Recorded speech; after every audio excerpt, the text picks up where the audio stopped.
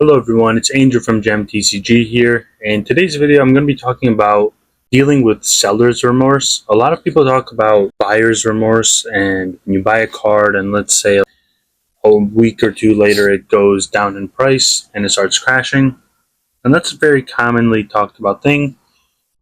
But there's also the effect in the reverse way, which is the seller's remorse, and that is when you sell a card and a week or two or maybe even a month later it skyrockets in price.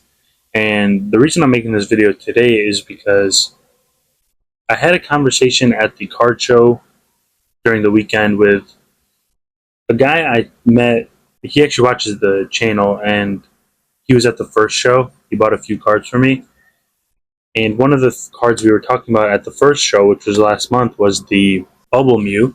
And at the time, I was selling it for $350, and he was eyeing it, whatever.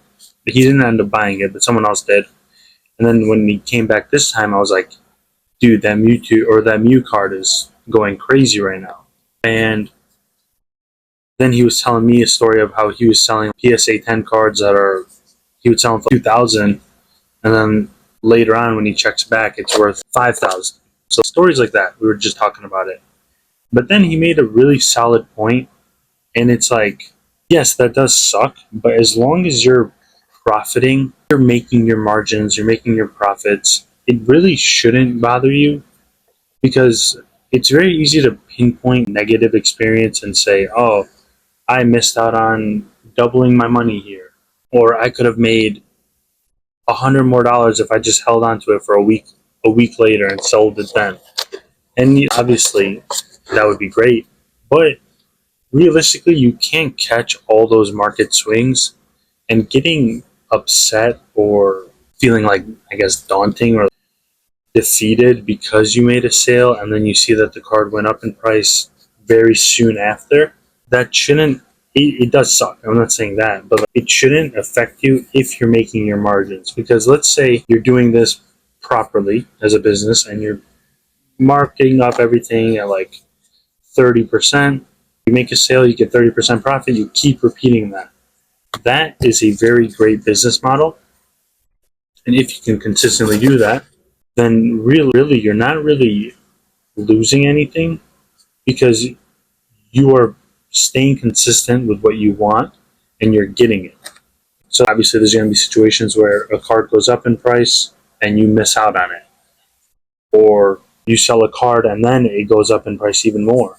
But you can't let that affect you, and you just got to keep moving forward with it and continue buying and selling cards. Because you could also look at it, and as a seller, I rarely ever even think about this, but I could buy a card and it would tank in price a month later. But that wouldn't even, like, I wouldn't feel any different about it, because what is it to me? I sold the card and I benefited from it. If I were to wait any longer, I would have missed out on potential profit. So you gotta see things from an unbiased point of view and see things in both ways. You can't just only feel a certain way when it doesn't go in your favor and then pick and choose on those. And I think even if you just think about it, because a lot of people, they will not sell a card because they think it'll go up in price. And this is a really bad, I guess, mindset to have, because if you carry that mindset, you're going to keep yourself from listing a lot of cards.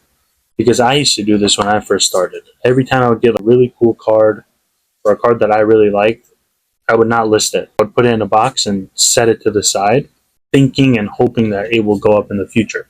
And yes, sometimes I would be correct and it would go up in the future, but the outcome of keeping a lot of inventory locked up for that long and just waiting for it to sell, it hurts your profits a ton. Because let's say you buy $1,000 worth of product, but then you put 400 of it to the side because you think it's just going to go up in the future, then you immediately cut your potential sales by 40% pretty much.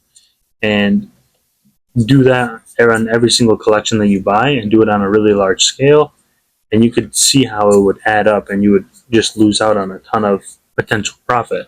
Now, my solution for that is pretty simple, and it's just that if you think a card is going to go up, instead of not listing it and just putting it to the side hoping it will go up, you can instead list the card, so at least get that first step done, and just have it at a price that's really, I guess, rewarding if you sell it. So let's just say I thought this card right here would be a $10 card soon, and it's currently $5. Instead of listing it for $5 and just if it sells, you could instead list it for $10 at the price that you think it will go up to, which is $10.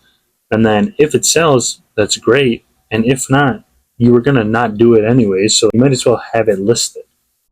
Now, there is one issue with that is if you're a newer seller, you can't afford to just make a bunch of listings because eBay and TCGplayer limit you. So that would prevent you from being able to do that.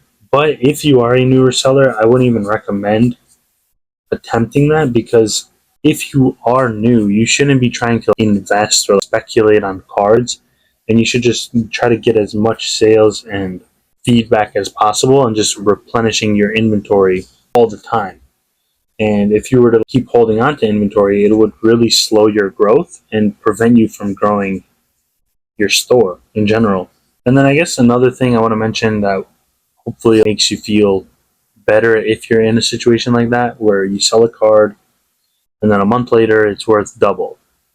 So then think about it and think, let's say I marked up my prices to be, let's just say 30% profit, just because that's what I do. And I think it's a pretty solid margin. That's usually what businesses aim for. I think it's like 30% profit. And let's say a card does double in price. If you were to sell a card 3 times at a 30% profit, you are pretty much making that same amount of profit than if that card doubled in price and you just missed out on it. And on a long enough scale, you're going to have more instances where you're guaranteeing that 30% profit than you are getting that one random card that's just going to get a pump and go up crazy. Because realistically, not all cards just shoot up overnight and instantly become double the price that it was. It's very rare for that to happen. And it really only happens in crazy market times. And usually, if you miss that pump by a few days, you're not even going to get the sale. I had a bunch of the, what are they called? The Moltres art. I don't even know. It's stained glass. I had a bunch of the stained glass Moltres cards, and I sold a few of them because simply just my prices were under the market at the time because of how much they went up in price. So I sold a few, and I still had five left. So then I increased my price to adjust for that, and I matched the market. I didn't really go up crazy because I was already at such a large profit since I had bought them at half of what they were worth now, and listed them at market, and they simply did not sell. Only because once a pump and dump happens, once the dump part happens, no one wants to buy that card anymore. And if you get stuck with it, then you're pretty much screwed and you just have to wait until a regular shift comes in or things cool down a little bit and the prices come down. Because if a card is worth $50 and then a week from then it becomes $100. If you were aware of that $50 price a week prior, and then you see that it's worth $100, you're going to be very hesitant to buy that card as a collector, and then you'll end up looking for a different type of card. So then that pushes a lot of people away and makes it a lot harder to get sales for cards like that. And I made a video about that actually a few weeks ago. I think it was talking about how new sellers should not be focusing on cards that are really hyped up and rather focus on less in-demand cards, because if you get caught in that pump and dump, you could be stuck with a lot of inventory, and if you're limited on capital, that could be a very bad thing for your business, and it could not destroy it or end it, but it could have a really bad effect if you invested half of your money into, let's just say you bought a bunch of illustration rares a few months ago, and then they all of a sudden started tanking. You could be really out of luck. So just staying consistent with things, not getting caught up in the hype trends and all that stuff. I feel like that's more for the social media sellers and the vendors and the resellers. But like actual collectors, you want to be selling the basic everyday stuff, and you don't want to get caught up in all the drama stuff. Because even another thing I realized from the vending is that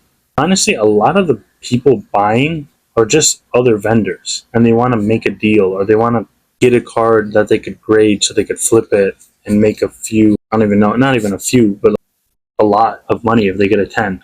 And that's a very common thing, and you have to be careful who you are trying to market to and sell to. My whole business model is selling to everyday collectors that don't really care about how perfectly centered a card is, or will this get a PSA 10. I don't enjoy selling to those types of buyers. And granted, it's not like I'm selling cards that are junk or anything. I even grade cards myself, so everything I sell could be a PSA 10. Or not everything, but there's definitely a chance that cards I sell will be PSA 10s. But that is not what I'm marketing towards, and that is not what I'm trying to appeal to. But that's a little bit of a, I don't know, that's way off topic. But anyways, I hope you guys found this video helpful. Let me know what your guys' thoughts are down below. I feel like it makes sense. Maybe I don't know if I articulated it properly. So let me know what you guys think and if it made sense. Thank you all for watching, and I'll see you all in the next video.